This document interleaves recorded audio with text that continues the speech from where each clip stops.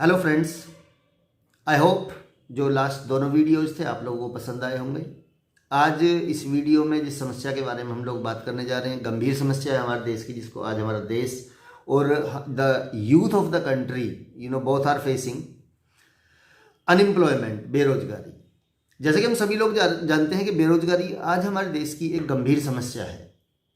हमारा यूथ हर साल जो लाखों यूथ ग्रेजुएशन और पोस्ट ग्रेजुएशन करके डिग्री डिप्लोमाज हाथ में लेके वो रोड पे आता है और फिर उसको कहीं पे जॉब नहीं मिलता है। एक्चुअली बेरोजगारी की अगर हम बात करते हैं तो यहाँ पे देखिए, बेरोजगारी के लिए हम सभी लोग जानते हैं कहीं ना कहीं हमारा जो एजुकेशन सिस्टम है वो भी एक बहुत बड़ा रीजन है हमारे यूथ्स के लिए, जिसकी वजह से उन्हें बेरोजगारी को फेस करना होता है।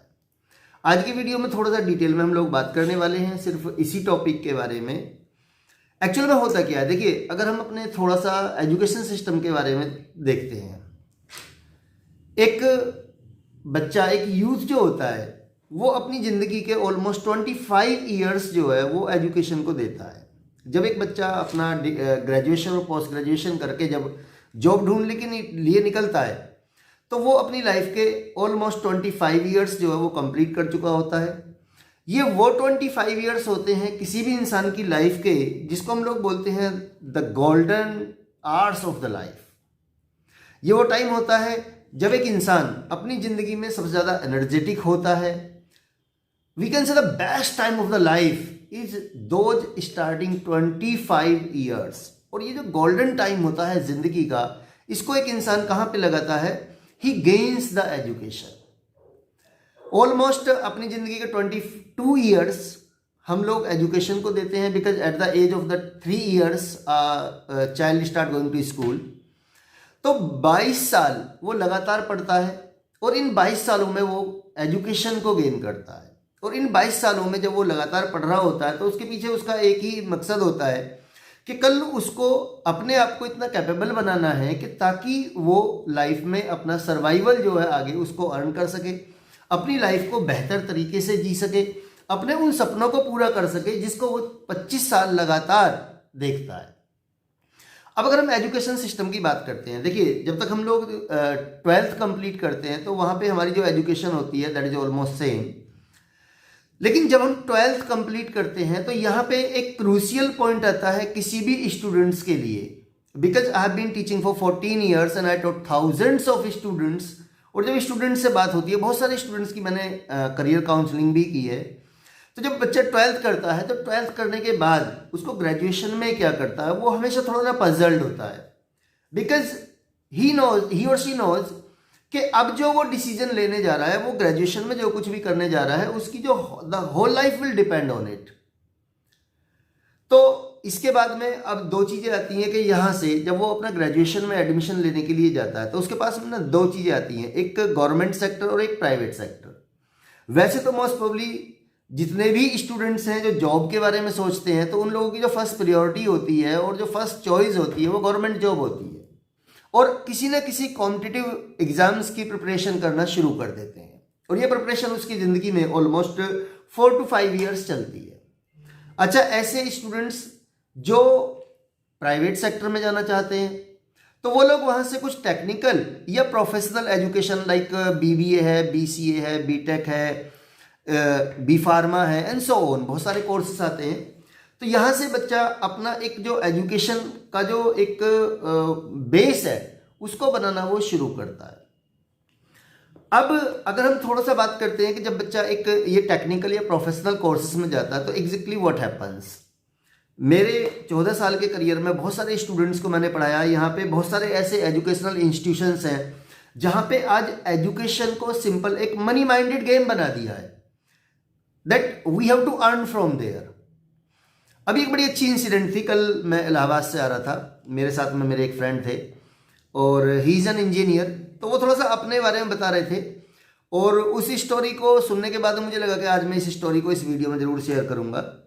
तो वो इंजीनियर हैं, तो उन्होंने बताया कि जब वो उन्होंने अपना 12th कंप्लीट किया, एक छोटे से टाउन से आते हैं, तो वो बरेली आए। बरेली में आने के बाद में उनका एडमिशन जो है इंजीनियरिंग में करा दिया गया। और जब वो कॉलेज में एडमिशन लेने के लिए गए तो उनके पेरेंट्स को समझा दिया गया कि आपका बच्चा जैसे ही ये बीटेक कंप्लीट करेगा तो इसके बाद में फिर 2 साल के बाद तो आपको बिल्कुल इसका कोई एक्सपेंसेस पे ध्यान नहीं देना है, वहाँ से अर्न करना शुरू कर देगा और आने वाले टाइम में बहुत अच्छा ये अर्निंग करेगा। अब एक्चुअल में क्या होता है कि मैक्सिमम इंस्टीट्यूशंस की अगर हम बात करते हैं तो वो लोग इसी तरह के कुछ सपने स्टूडेंट्स को दिखाते हैं। बहुत सारे ऐसे स्टूडेंट्स मैंने पढ़ाए हैं, they used to belong to the very poor family. कितने सारे ऐसे पेरेंट्स हैं जिन्होंने अपनी जो इवन जो अपनी जो एग्रीकल्चर लैंड है उसको भी गिरवी रख के या कुछ लोगों ने बेच के भी अपने बच्चों के ऊपर लगाया कि हमारा बच्चा बीए करके निकलेगा तो एक अच्छा मैनेजर बनेगा, एक अच्छा इंजीनियर बनेगा, और वो पैसा उनके ऊपर लगा दिया। लेकिन जब हम एजुकेशनल इंस्टीट्यूशंस की बात करते हैं तो यहाँ पे नॉर्मली क्या होता है कि वहाँ पे डिग्री और डिप्लोमा आपको थमा दिया जाता है और आपको छोड़ दिया जाता है, और क्वालिटी लेवल जो जाता है आपका वो उस लेवल पे जाता है कि वो बच्चा जहां पे लाखों रुपए के सपने देखता है वो अपनी उन डिग्री और डिप्लोमा को हासिल करने के बाद में even he is not able to earn 10,000 rupees per month. तो कहीं ना कहीं जो हमारा एजुकेशन सिस्टम है वो भी फॉल्टफुल है इसके लिए, और वो मतलब काफी हद तक वो रिस्पॉन्सिबल है। अब अगर हम बात करते हैं गवर्नमेंट सेक्टर की बात करते हैं तो गवर्नमेंट सेक्टर में लोग प्रिपरेशन करते हैं। अब गवर्नमेंट सेक्टर का हाल क्या है? आज देखिए हमारे यहाँ पे यूथ जो होता है जब वो अपनी स्टडी करता है तो पूरी स्टडी के दौरान, उन पूरे 22 साल के दौरान उसको एक ही चीज सिखाई जाती है कि उसको नौकरी कैसे करनी है। एजुकेशन में नौकरी बनना सिखाया जाता है, क्योंकि किसी भी एजुकेशन में आज तक कभी ये नहीं सिखाया गया कि उसको एक अच्छा बिजनेसमैन कैसे बनना है, वो एक बिजनेस टाइकून कैसे बन सकता है, एक अच्छा एंटरप्रेन्योर कैसे बन सकता है। ये कहीं किसी भी एजुकेशन में नहीं सिखाया जाता। इवन एजुकेशन को भी छोड़ते हैं, साइकोलॉजिकल होता है। अब देखिए एक बच्चा छोटा सा होता है, जब वो धीरे धीरे बड़ा होता है तो बचपन से ही उसको ये सिखाया जाता है कि हमारा बच्चा बड़ा होगा और एक अच्छी नौकरी करेगा। तो अल्टीमेटली जो सिखाया वो सिखाया यही कि ये चाहे जो कुछ भी पढ़ेगा लेकिन इसने बनना नौकरी है। अब हम एक गवर्नमेंट जॉब की बात करते हैं। देखिए गवर्नमेंट सेक्टर में भी अगर हम बात करते हैं, जैसे एक ऑर्गेनाइज सेक्टर और इनऑर्गेनाइज सेक्टर, दो ही सेक्टर्स में हम लोग काम करते हैं। तो चाहे वो ऑर्गेनाइज सेक्टर है चाहे वो इनऑर्गेनाइज सेक्टर है, आज बेरोजगारी की जो हमारे सामने सबसे बड़ी समस्या है, इसके लिए एक कहीं ना कहीं काफी हद तक हमारे यहाँ की जो पॉपुलेशन है, जो ओवर पॉपुलेशन है, वो भी जिम्मेदार है। तो हमारे देश की जो ओवर पॉपुलेशन है वो भी काफ़ी हद तक रिस्पॉन्सिबल है बेरोजगारी के लिए। चाहे हम ऑर्गेनाइज सेक्टर में जाएं, इनऑर्गेनाइज सेक्टर में जाएं, हम प्राइवेट सेक्टर में जाएं, चाहे हम गवर्नमेंट सेक्टर में जाएं, तो देखिए वहाँ पे जितने भी डिपार्टमेंट्स हैं या जो भी जॉब वैकेंसीज़ हैं तो वहाँ पे एक लिमिटेड वैकेंसीज़ है। इसीलिए आज हम लोग देखते हैं कि अगर कहीं पे किसी भी गवर्नमेंट डिपार्टमेंट में अगर 1000 वैकेंसी निकलती हैं तो अगर हम देखते हैं जो लोग उसके लिए अप्लाई करते हैं तो ये आंकड़ा कई बार मतलब almost it goes above crores. 135 crore की जो आबादी के जिस देश में हम लोग रह रहे हैं वहाँ पे गवर्नमेंट जॉब को पाना एक आसान काम नहीं है। जैसे आई रिमेंबर अब से करीब करीब I think that was in 2012 और 13 हमारे यहाँ बरेली में ही आईटीबीपी का सेंटर है। तो आईटीबीपी में कुछ वैकेंसीज निकली थी और वैकेंसीज जो थी I think it was of 431 vacancies were there, 431 vacancy थी। और ऑल ओवर इंडिया से 11 स्टेट से जो कैंडिडेट से they could apply for that. तो 11 स्टेट से 431 वैकेंसीज के लिए 7 lakh people came to Bareilly. हुआ क्या, वहाँ पे जो एडमिनिस्ट्रेशन था वो उसको प्रॉपर सही तरीके से हैंडल नहीं कर पाया। बाद में फिर वो कई बार आगजनी हुई, बहुत सारे जो व्हीकल्स थे उनमें तोड़फोड़ हुई, कई को आग लगा दिया गया। और unfortunately when those youth were going back to their home तो रास्ते में कुछ एक्सीडेंट्स भी हुए और अनफॉर्चुनेटली उसमें करीब करीब मेरे ख्याल से 7-8 लोग जो थे वो ट्रेन के ऊपर बैठ के सफर कर रहे थे और वो बेचारे उनकी डेथ भी हो गई। बाद में जब वो सारे आंकड़े निकल के आए तो उसमें पता लगा कि जो वैकेंसी थी वो सिंपल एक सोल्जर के लिए थी, जिसके लिए जो क्वालिफाइड जो एक क्राइटेरिया था उसका जो एजुकेशन रिक्वायर्ड थी वो हाई स्कूल थी। अब जब बाद में जब सारे आंकड़े निकल के आए तो पता लगा कि उन वैकेंसीज को में अप्लाई करने के लिए even MSc first class, some of them were even PhD holders, तो वो लोग जो मतलब पोस्ट ग्रेजुएट थे और पोस्ट ग्रेजुएट होने के बाद में इवन मतलब दे वर हाईली क्वालिफाइड, और वो लोग जो है वो अप्लाई कर रहे थे एक पोस्ट के लिए जिसके लिए जो रिक्वायर्ड क्वालिफिकेशन थी वो हाई स्कूल होती है। सोचने वाली बात यह है कि अगर हमें वही जॉब करना था तो फिर हमें इतना हाईली क्वालिफाइड होने की जरूरत ही क्या थी? भाई आप हाई स्कूल करते, उसके बाद अपना फिजिकल पे ध्यान देते तो ये नौकरी तो तब भी मिल जानी थी। तो कहने का मतलब यह है कि यहाँ पे आज अगर हम बेरोजगारी की बात करते हैं तो आज बेरोजगारी जो है वो चरम पे है। दूसरा देखिए, अगर हम यहाँ पे किसी भी गवर्नमेंट को बोलें कि ये गवर्नमेंट ने जो है एम्प्लॉयमेंट नहीं दिया या इसने नहीं दिया, गवर्नमेंट की भी अपनी लिमिटेशंस है। यहाँ पे कहीं ना कहीं मैं कहता हूँ कि जो यूथ है हमारा वो ज़्यादा रिस्पॉन्सिबल है। हमें पता है चाहे वो ऑर्गेनाइज सेक्टर है चाहे वो इनऑर्गेनाइज सेक्टर है, वहाँ पे जब हम वैकेंसीज की बात करते हैं तो जो वैकेंसीज है वो लिमिट्स हैं। अगर आप अपने आप को तैयार कर रहे हैं अपने एजुकेशन के दौरान, अगर आप अपने आप को तैयार कर रहे हैं कि मुझे नौकरी ही करनी है, तो फिर बेरोजगारी की लाइन में आपको आना पड़ेगा।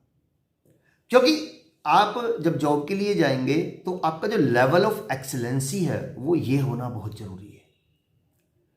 क्योंकि वहां पे जब आप जाएंगे द कॉम्पिटिशन इज एवरीवेयर। दूसरा, हमारे यहाँ पे जो यूथ होता है तो यूथ जो है वो कॉमन एक वो लेके चलता है, कॉमन गोल्स लेके चलता है, वो गोल लेके चलता है जो इजी है। अब समझिए, अगर हम इतनी बड़ी जनसंख्या में चल रहे हैं तो कॉमन सोच के लोग ही तो ज़्यादा होते हैं। तो कॉमन सोच के जितने भी लोग हैं सब लोगों का टारगेट वही है। तो या तो आप अगर चाहते हैं कि आप अपने जो कंपटीशन है उसको आप क्रैक ही करना चाहते हैं, तो आई ऑलवेज से कि you must target something high, something higher and the highest. मैं अभी मेरे जब पीछे कुछ मोटिवेशनल सेमिनार्स थे तो मैं उन सेमिनार्स में जब मैं कुछ करियर काउंसलिंग कर रहा था तो मैंने सिंपल लोगों को बताया कि अगर आपको कॉम्पिटिटिव प्रिपेयर करना है, suppose you are preparing for any kind of exam, like अगर किसी छोटे मोटे एग्जाम की आप प्रिपरेशन कर रहे हैं तो why don't you target IAS? भाई अगर हमें तैयारी ही करनी है तो why don't we target something high? क्योंकि जब हम किसी बड़े टारगेट की तरफ चलते हैं और कोई टारगेट हमारी लाइफ का टफ होता है तो हमें पता होता है, पहले से ही हम लोग जो है ना विजिलेंट होते हैं, पहले से ही अलर्ट होते हैं, हमें पता है कि इस टारगेट को पाना आसान नहीं है, हमें अपने आप को एक बहुत बड़े लेवल पे जाके प्रिपेयर करना पड़ेगा। जब हम उस लेवल की प्रिपरेशन करते हैं और उस लेवल पे जाने की तैयारी हम लोग करते हैं तो हमारा जो लेवल ऑफ एक्सीलेंसी होता है वो इतना हाई हो जाता है कि जिंदगी में जो कॉमन चीजें होती है वो तो बहुत आसानी से हम लोग जो अचीव कर लेते हैं। तो या तो एक तरीका हमारे पास में ये है। दूसरा, देखिए जिंदगी में हम लोगों ने जब 3 साल की उम्र से पढ़ना शुरू किया और पढ़ते पढ़ते जब हम लोग 25 साल की उम्र हम लोगों ने अपनी कंप्लीट की, तो ये जो 22 ईयर्स की जो हमारी एक जर्नी थी जिसमें हमने एजुकेशन को गेन करना था ऑन बिहाफ ऑफ दैट, जिसके मतलब बिहाफ पे हमें आगे अपना सर्वाइवल अपना कंप्लीट करना था, तो यहाँ पे इन पूरे 22 सालों में हमें कभी भी किसी भी एजुकेशन में ये नहीं सिखाया जाता कि हम लोग पैसा कैसे कमाएं। तो आप समझिए, हम लोग जो टारगेट है हमारी जिंदगी का वो पैसा ही तो कमाना है। तो कभी कहीं किसी भी एजुकेशन में कभी नहीं सिखाया जाता कि आप पैसा कैसे कमा सकते। अगर हमें पैसा कमाना सिखा दिया जाता तो बेरोजगारी का ये हाल नहीं होता। तो हम लोग बात कर रहे थे जैसे बेरोजगारी के बारे में हम लोगों ने अभी थोड़ा सा डिस्कस किया, तो बेरोजगारी का जो बड़ा रीजन है वो हमारे यहाँ की ओवर पॉपुलेशन है।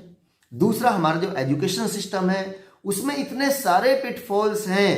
और तीसरा बड़ा रीजन जो है वो हम लोग खुद हैं, जो हम लोग बेरोजगार हैं। क्योंकि हम लोगों को पता है, हम लोग देख रहे हैं, व्हाई डोंट वी सी, हम उन लोगों को क्यों नहीं देखते हैं जो हमारे सीनियर्स हैं, जिन लोगों का वही टारगेट था, उन लोगों को भी नौकरी चाहिए थी। अल्टीमेटली क्या हुआ उनकी लाइफ में? क्या उन्हें जॉब मिला? आज उनका लाइफ स्टाइल तब क्या था और आज उनका लाइफ स्टाइल क्या रह गया है? क्या वो लोग सिर्फ अपने परिवार का एक तरह से पालन पोषण करने मात्र ही क्यों नहीं रह गए? जो लोग कॉमन गोल्स के साथ में चले थे। देखिए, हमें जिंदगी में अगर हमें थोड़ा सचेत होना है, अगर हम जिंदगी में वाकई कुछ बढ़िया और बेहतरीन करना चाहते हैं, तो हम जो हमसे पहले हुआ उन चीज़ों के एग्जाम्पल्स लेके सीख सकते हैं। कि आपसे आप देखिए वो सीनियर्स जो आज अपने परिवार को मतलब even they are living their whole life with the adjustments, उन लोगों ने क्या किया था, उनके यही तो टारगेट्स थे जो टारगेट्स आज आप लेके चल रहे हो। और अगर आप भी वही टारगेट लेके चल रहे हो जो उन लोगों के टारगेट थे, तो आपके साथ भी तो वही होगा ना जो उन लोगों के साथ में हुआ है। तो that means what, we can take a message, we can take a lesson कि अगर ये लोग इस टारगेट्स के साथ में चले तो मुझे इस टारगेट के साथ में नहीं चलना है। I have to set much more higher target in my life, ताकि मुझे कल उस बेरोजगारी की लाइन में ना लगना पड़े। अब बेरोजगारी, देखिए बेरोजगारी आज जहां है, यहां से जॉब देना, इन सबको कहीं भी नौकरी देना, ये किसी भी गवर्नमेंट, किसी भी प्राइवेट सेक्टर, किसी भी ऑर्गेनाइज या इनऑर्गेनाइज सेक्टर के बस की बात नहीं है। सब लोगों को जॉब नहीं दी जा सकती। अब जब मोदी जी ने, जब 2014 में मोदी जी आए, उन्होंने बहुत सारे देशों को ट्रैवल किया, तो उन्होंने क्या किया, उन्होंने उसके बाद से जो है नेटवर्क मार्केटिंग की तरफ ध्यान देना शुरू किया, उन्होंने डायरेक्ट सेलिंग की तरफ ध्यान देना शुरू किया। इसीलिए उन्होंने इसका एक नया एक अलग जो डिपार्टमेंट बनाया, जो मीन्स अलग नहीं बनाया बट उसका एक डिपार्टमेंट बनाया। जो भी धोखाधड़ी थी, जो भी फ्रॉड था, जो भी चिटफंड कंपनीज थी, जो भी ऐसी कंपनीज थी जिन्होंने पैसा लगाने के बाद में लोगों का पैसा लेके वो लोग भाग गए, तो मोर देन 3000 कंपनीज को उन्होंने बैन किया, ब्लैक लिस्टेड किया, बिकॉज ही नोज कि आज इस बेरोजगारी को अगर खत्म किया जा सकता है तो networking can play the vital role to reduce the unemployment in the country. तो अगर मैं कहता हूं एक बच्चे को 25 साल जो एजुकेशन हम लोग देते हैं और उस एजुकेशन के दम पे हम कहते हैं कि ये बच्चा सक्सेस होगा, अगर हम उस यूथ को 2 साल, ओनली 2 years हम उसको नेटवर्किंग सिखा दें, अगर इफ वी टीच देम के हाउ टू डू नेटवर्किंग, अगर हमको सिखा दें कि how we can be successful in networking, तो मैं पूरी रिस्पॉन्सिबिलिटी के साथ कहता हूं कि बेरोजगारी की लाइन में उन बच्चों को कभी नहीं लगना पड़ेगा। जो लाइफ स्टाइल है उनका और उनके परिवार का, वो एक नौकरी से कहीं ज्यादा ऊपर जाएगा। अभी प्रॉब्लम क्या है, एक बच्चा जब एजुकेशन करता है, अब माँ बाप ने क्या किया, माँ बाप ने सारा पैसा उसकी एजुकेशन पे लगा दिया। कुछ लोगों ने, जिनकी जो नहीं लगा सकते थे, उन लोगों ने इवन कर्ज लेके लगाया। कई बार पेरेंट्स जो है उसमें डेट में चले जाते हैं, वो लोग कर्ज में चले जाते हैं अपने बच्चे को सिर्फ पढ़ाने के लिए। अब उसके बाद में नौकरी उसको मिल नहीं रही है और पैसा पेरेंट्स के पास में है नहीं कि उसको कोई बड़ा बिजनेस करा दे।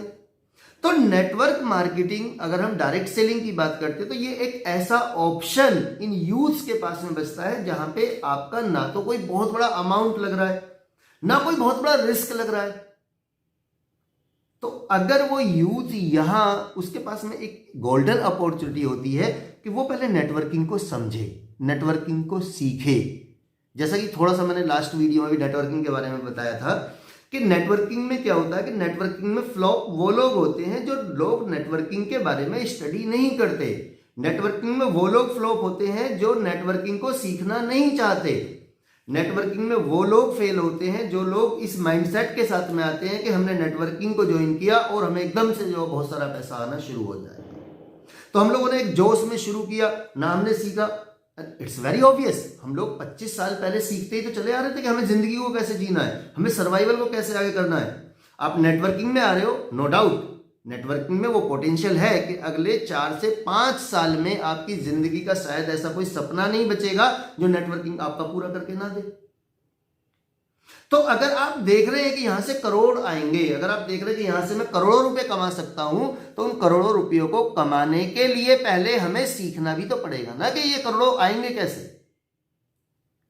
तो होता क्या है कि हम लोगों ने ना तो कभी उसमें सीखने पे ध्यान दिया। 25 साल हम लोग, आप समझिए एक बच्चा जब एक IAS करना चाहता है तो वो 16-17 घंटे लगातार बैठ के पढ़ता है, नहीं पढ़ता है।